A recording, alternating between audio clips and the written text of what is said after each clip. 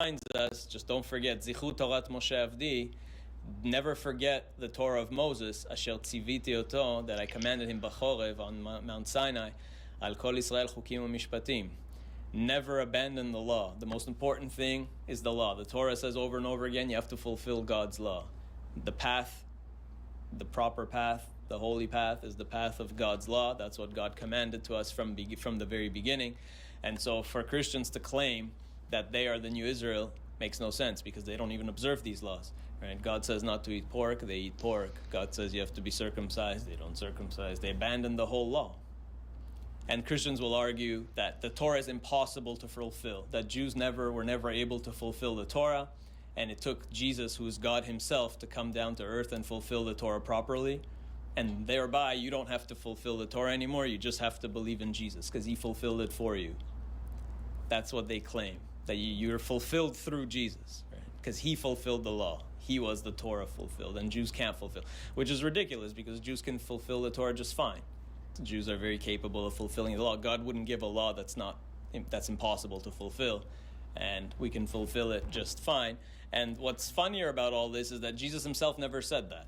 If you read what the New Testament at least claims he said, he never came to abrogate the law. He says he came to actually reinforce the law. In the Gospel of Matthew, he actually says, I'm quoting, "Do not think that I have come to abolish the law or the prophets," the Torah or the Nevi'im. "I have not come to abolish them, but to fulfill them. For truly I tell you, until heaven and earth disappear, not the smallest letter, not the least stroke of a pen will by any means disappear from the law, until everything is accomplished. Anyone who sets aside one of the least of these commandments and teaches others accordingly will be called least in the kingdom of heaven. But whoever practices and teaches these commands will be called great in the kingdom of heaven.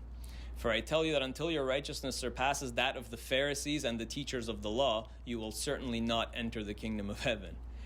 So Jesus is clearly saying you have to fulfill every halacha perfectly to a T. You have to be even more religious than the Pharisees, more religious than the rabbis, than the teachers of the law. Not one iota of what the Torah, of what the Chumash says, or what the prophets say will be abolished or can be abolished.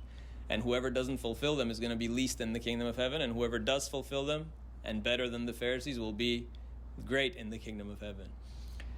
So Jesus never said to abrogate any Torah. He was like an ultra-Orthodox person who's saying, an extremist, who's saying fulfill every halacha extra stringently, machmir on everything. And I mentioned before the book Jesus and the Zealots. I think it's an excellent book by S.G.F. Brandon, who's not a Jew. S.G.F. Brandon is a Christian pastor, theologian, who looked at the early sources about Jesus, and he argues that Jesus was a zealot. He was one of the Kanaim. He was like ultra orthodox in his day. He was very much in the spirit of the times. He preached what the Kanaim would have preached. Just one example is his views on marriage. So you heard this? Maybe you can learn something from this. This is how the Jewish rabbis see the gospel. This is how they see Jesus. Okay? So, hallelujah.